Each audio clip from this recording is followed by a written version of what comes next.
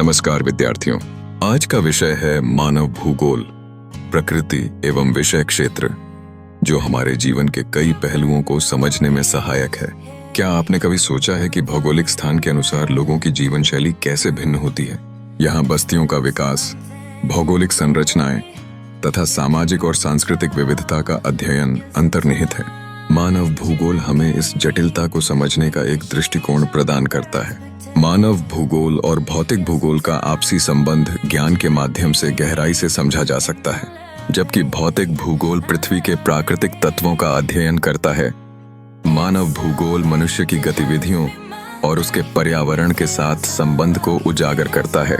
सरल शब्दों में, मानव भूगोल वह विज्ञान है जो मानव समाज के विकास, उसकी संस्कृति, अर्थव्यवस्था के पैटर्न और पर्यावरण के प्रति प्रतिक्रिया का विश्लेषण करता है।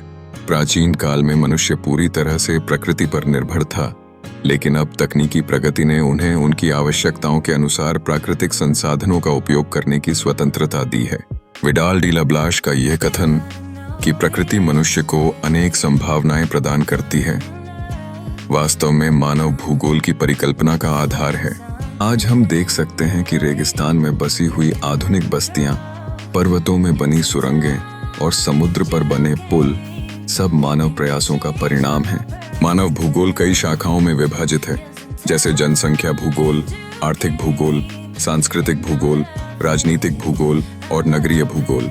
ये सभी शाखाएं मानव जीवन के विविध पहलुओं का विश्लेषण करती हैं। उदाहरण के लिए, जनसंख्या भूगोल यह बताता है कि जनसंख्या कहाँ और क्यों बसी हुई है, जबकि आर्थिक भूगोल कृषि, उद्योग और व्यापार के वितरण पर ध्यान केंद्रित करता है। मानव भूगोल का महत्व आज के समय में और भी बढ़ गया है। यह न केवल जनसंख्या की प्रवृत्तियों के अध्ययन में सहायक है, बल्कि संसाधनों के उचित उपयोग, पर्यावरण संरक्षण और सतत विकास की योजनाओं को बनाने में भी महत्वपूर्ण भूमिका निभाता है। सरकारें इस विषय की सहायता से अनेक योजनाएं बनाती हैं, जो जनजीवन का हिस्सा बन जाती हैं। निष्कर्ष में, मानव भूगोल केवल भौगोलिक अध्ययन नहीं है, बल्कि यह हमें मानव और पर्यावरण के बीच संबंधों को समझने में मदद करता है। याद रखें, प्रकृति हमें संसाधन देती है, लेकिन उनका सही उपयोग ही मानव विकास का असली मापदंड है। मानव भूगोल की वह शाखा है जो मनुष्य, उसकी आर्थिक, सामाजिक, सांस्कृतिक एवं राजनीतिक गतिविधियों तथा पर्यावरण के साथ उसके संबंधों का अध्ययन करती है। विषय क्षेत्र: जनसंख्या, मानव बस्तियां, कृषि, उद्योग, परिवहन, व्यापार, संस्कृति, राजनीति, संसाधनों का उपयोग। निष्कर्ष: मानव भूगोल का मुख्य उद्देश्य मनुष्य और पर्यावरण के पारस्परिक संबंधों को समझना है।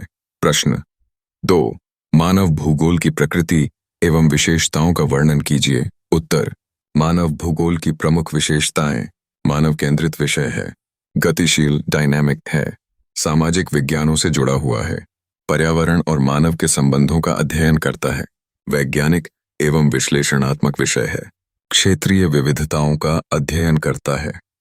प्रश्न 3, संभाव्यवाद, पॉसिबिलिज्म क्या है?